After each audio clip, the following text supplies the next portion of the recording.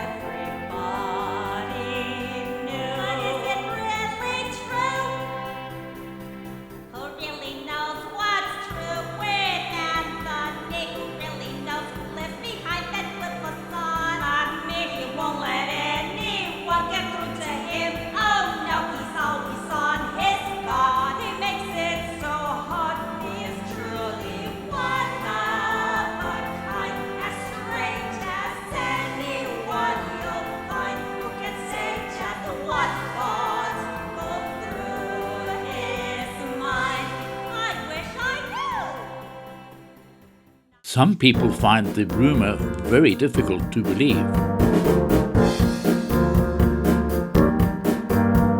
Say, have you heard? Heard what? They say that Anthony Hamilton is not gay. No way! That is just simply absurd. Why, it's the craziest thing that I've ever heard. You'll always hear me say, there's no one quite as gay. Just look at him and you will see he's gay in every way. That may be so, but it could all be a front for all we know. Anthony Hamilton is used to being the target of rumors, but he doesn't really care. I get so tired of all this idle chatter. I really do. And all those foolish things I hear each day. I know the kind of things that people say behind my back, but who cares what those people say? No, I don't care what they think. I don't care what they say, as long as they take notice of me. Everything's okay. I'm simply not the kind to listen to a narrow mind for pettiness and bigotry. Do not sit well with me. I like to be the center of attention. He really does. The fact is, I just hate to be ignored. It really doesn't matter what effect I have on you, as long as I don't leave you bored. If you do not like my style, if I don't make you smile, there's little I can say or do. The problem lies with you. You can't put the blame on me for your sad mentality. The fact is you lack empathy and perspicacity. Why should I take notice of what people think of me? I'll never make excuses for my personality. No, I don't care what they think. I don't care what they say. One of Anthony's fellow thespians is outraged by the thought that Anthony might be pretending to be gay. When you're so outrageous, it simply brings us shame.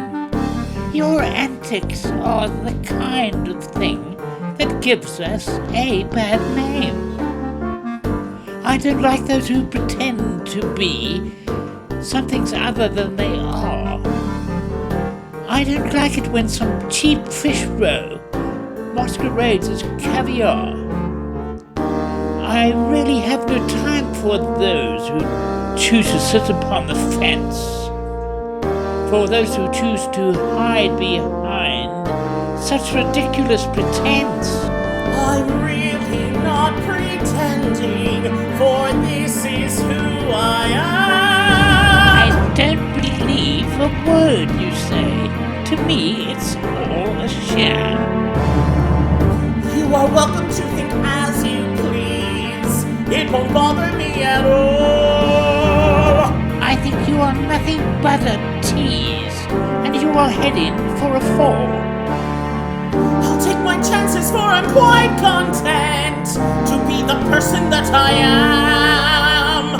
And I really could not give a damn if you think it's a sham. It seems to me you spend all your time trying to strike a pose. That well may be true, I just do what I do, but there's no pleasing you, I suppose. If my silent voice upset you so. One of Anthony's female colleagues is experiencing a romantic crisis. Damn the men, why do they always let me down every single time? Damn them, oh man, I think I've had enough of them. And yet it seems I cannot stop myself from falling for some macho stuff. When will I ever know these shallow guys will always leave me in the mud? I'm always a sucker for a man with a handsome face and a smooth thing of life.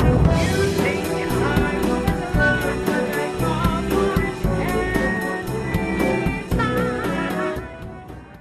Anthony decides that they have to come to the aid of their colleague who has been blighted in You romance. may not be worthy of my friendship, but sadly you are all the friends I've got.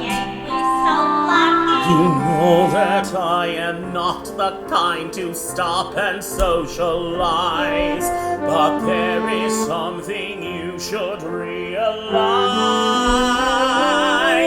I've no time for idle chat, and once you get used to that and leave me to my own devices, we can get along. But now we have work to do, and so I appeal to you to put aside all other things and try to see it through. Say I'm making sense. I think we can agree to work together. That makes me happy. When it is clearly for the common good. I'm glad you feel that way. Comes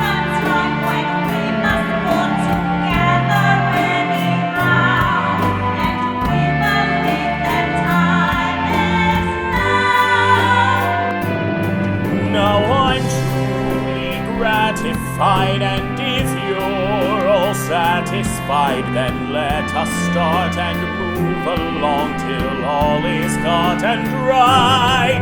For virtue must be avenged, and we will pursue that end until we have achieved some retribution for our. Anthony's intellect is challenged by one of his colleagues. This is his response. I am simply superior, a part above the rest, and I see no sense pretending otherwise. The fact that I'm the best when life puts me to the test should not come as a big surprise. I'm a giant in a land of pygmies. Intellectually I reign supreme. And to those who think they can compete with me, I would say you're living in a dream. You have no ounce of modesty, as all can plainly see. You look down your nose at all the rest. With my superiority, what is the point of modesty when everybody knows that I'm the best? But is it true that you are not the person that you've always led us to believe? I am happy to remain an enigma, so I don't wear my heart upon my sleeve. Anthony plots revenge on the man who blighted his friend's life. What we have to do is try to find out all we can about these folk who've caused such hurt and heartache to our friend, and then we have to make them pay. That is what I say. But do you think you can find a way? Have you forgotten I'm a genius, and so of course you can rely on me to find a way. When you're dealing with lower forms of life, you look into the sewers where they live, and then you flush them out and expose the dirt, and then you hit them with all that you can give. Information is the key to a cunning strategy. It's a weapon I know how to use. In the hands of one like me, it becomes artillery that ensures that I will never lose. We use the internet and social networks, and we find out everything we can, and then we use it to destroy them, and that's the beginning of the plan. And that's the beginning of the plan. An introduction to Act 2 follows.